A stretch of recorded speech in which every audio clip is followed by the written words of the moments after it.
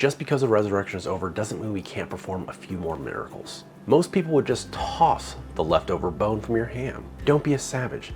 There's plenty of life left in that bone. Today we're gonna be making some Southern style field peas with that leftover rum ham bone. A little bit of Trinity, some garlic. With the best case scenario, you wanna soak your beans overnight.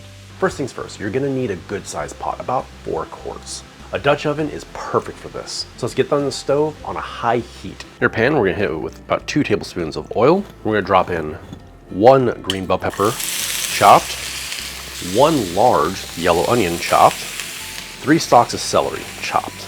You want equal parts across the board. And we're gonna saute this down until we get a good caramelization.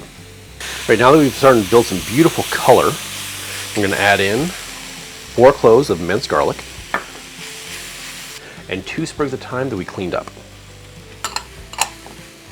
And for our spices, we're gonna add in Kinder's caramelized onion butter, 2 tablespoons, and 2 tablespoons of Kinder's brown sugar spice.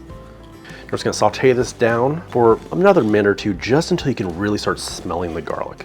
Now we deglaze with 2 ounces of dark rum. Scrape up all the fond on the bottom. Then add in 2 bay leaves, 1 pound of soaked pigeon peas. Make a little well right in the center, drop in your ham bone. Then we're gonna cover with hot chicken stock. Then throw on your cover. The field peas are soaked overnight because we respect the process. Cooking them from dry can sometimes leave them mealy or make them turn to mush. Now turn your heat back up to high. We're gonna bring our beans up to a boil and then turn it down to a low simmer for about 2.5 hours. The meat is literally falling off. Shred it, drop it back in, and ditch the bone. Now we finish with 2 big pads of butter. You need to do this while the beans are still hot, right off the stove.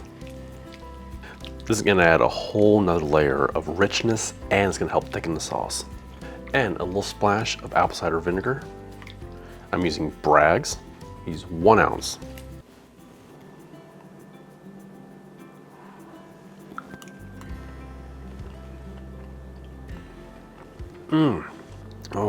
Oh, hello lover.